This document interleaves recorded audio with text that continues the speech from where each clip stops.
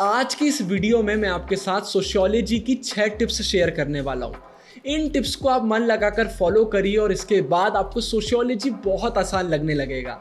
सीधा इस वीडियो को चालू करते हैं। टिप नंबर 1 निकल कर आती है कि अगर अभी आपके सोशियोलॉजी के एग्जाम में थोड़ा टाइम है तो एक सेपरेट कॉपी ज़रूर से बनाइए। जब आप सोशियोलॉजी को पढ़ रहे हैं तो कोई भी लाइन अगर इंपॉर्टेंट आती है या कोई भी ऐसा टॉपिक आता है जिसे आप बाद में भूल सकते हैं तो उसे एकदम शॉर्ट में एक सेपरेट कॉपी में लिख लीजिए। ये सेपरेट कॉपी आपको रिवीजन में बहुत ज़्यादा मदद करेगी। देखिए, सोशियोलॉजी के चैप्टर बड़े होते हैं, डिफ़िकल्ट होते हैं, बार बार हम इन्हें नहीं पढ़ सकते। हमारे पास सेपरेट शॉर्ट नोट्स होना बहुत ज़रूरी है अपनी खुद की लैंग्वेज में।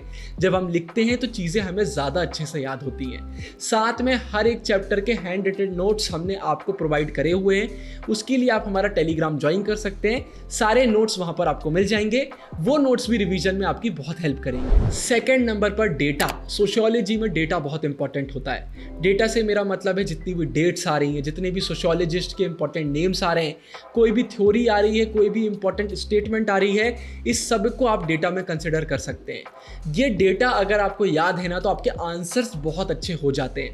सोचिए कोई क्वेश्चन आया और उसमें आप एनसीईआरटी की कोई इंपॉर्टेंट लाइंस लिख पा रहे हैं कि इन्होंने ये चीज़ बोली थी, इस डेट को ये चीज़ हुई थी, ये इंपॉर्टेंट नेम्स हैं। अगर इन चीज़ों को आप अपने आंसर में लिख पाते हैं तो आपका आंसर बहुत अच्छा लगने लग जाता है। डेटा से डायरेक्ट क्वेश्चन बहुत रेयरली आते हैं, लेकिन अपने आंसर में इन्हें यूज़ करना बहुत ज़रूरी हो जाता है। तो सेपरेट कॉपी में साइड में ये डेटा वाली चीज़ें भी लिखते रहिए या फिर आप बुक में भी हाईलाइट कर सकते हैं और टाइम टू टाइम इन्हें रिवाइज करते रहिए। मैं आपको एनसीईआरटी रटने नहीं बोल रहा हूँ, लेकिन कुछ चीज़ें होती है जो इंपॉर्टेंट होती हैं और वो हमें पता होना चाहिए। अगर किसी ने कोई स्टेटमेंट बोली है तो उसे तो हमें एज इट इज़ ही लिखना पड़ेगा, उसमें ज़्यादा चेंजेस हम नहीं कर सकते।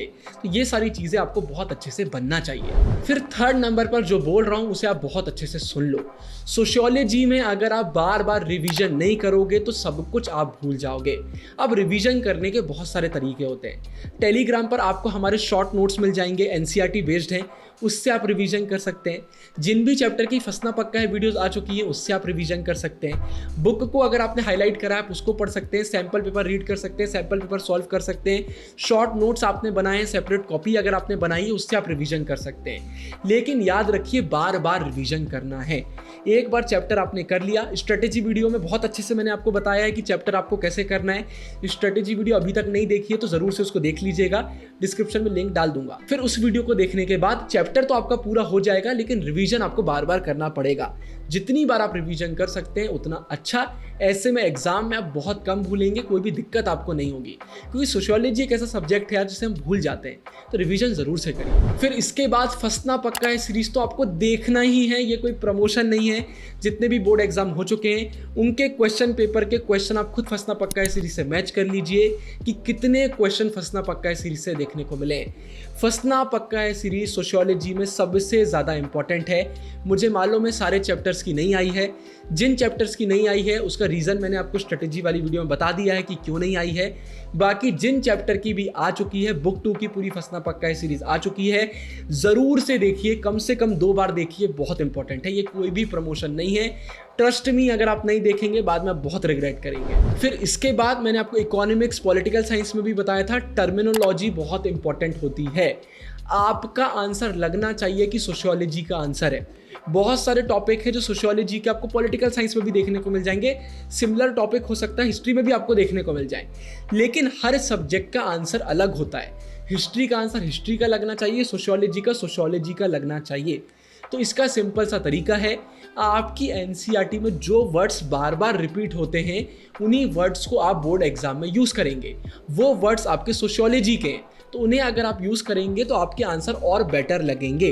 तो सोशियोलॉजी में टर्मिनोलॉजी बहुत इंपॉर्टेंट है, इसे इग्नोर मत करिएगा। जो वर्ड्स बार बार रिपीट हो रहे हैं उन्हें आपको अपनी आंसर शीट में भी बार बार रिपीट करना है। फिर इसके बाद आप गूगल पर खुद जाके चेक कर लेना, सोशियोलॉजी की टॉपर्स आंसर शीट हमें देखने को नहीं मिलती हैं। तो अब इसकी आंसर फ्रेमिंग के लिए हमें क्या करना है, मैंने पॉलिटिकल साइंस की जो toppers answer sheet analysis video डाली थी, पूरी आंसर शीट को एनालाइज करा था, डिस्क्रिप्शन में लिंक मिल जाएगा।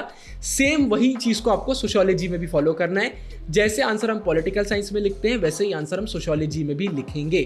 और साथ में मार्किंग स्कीम भी डिस्क्रिप्शन में मैं आपके लिए डाल दूंगा। आप खुद चेक कर लीजिए, जो मार्किंग स्कीम होती है वो पूरी एनसीईआरटी से बनती है। तो अगर आपको एनसीईआरटी का पूरा नॉलेज है, आंसर आप मन से लिखेंगे, लेकिन एनसीईआरटी का नॉलेज होना बहुत ज़रूरी है, तो आपके सोशियोलॉजी में मार्क्स नहीं कटेंगे। चेकर आपकी कॉपी चेक करेगा तो उसे समझ में आ जाएगा कि भाई इस बच्चे को एनसीईआरटी बनती है, तो वो आपके मार्क्स नहीं काटेगा। तो मार्किंग स्कीम बहुत ज़रूरी है। और पॉलिटिकल साइंस वाली आप आंसर राइटिंग वाली वीडियो देख लेना, उसी को आपको सोशियोलॉजी में भी फॉलो करना है। ऊपर एंड स्क्रीन में फंसना पक्का है प्लेलिस्ट भी डाल रहा हूँ और स्ट्रेटेजी वीडियो भी डाल रहा हूँ। स्ट्रेटेजी वीडियो ज़रूर से देख लीजिए, बहुत इंपॉर्टेंट है। आगे जिन भी टॉपिक्स पर वीडियो चाहिए आप मुझे कमेंट सेक्शन में बता सकते हैं। इस वीडियो को प्लीज़ अपने दोस्तों के साथ शेयर कर दीजिएगा, लाइक कर दीजिएगा। बाकी आप सभी को ऑल द बेस्ट एग्जाम के लिए। मैं मिलता रहूँगा आगे बहुत सारी वीडियोज़ में।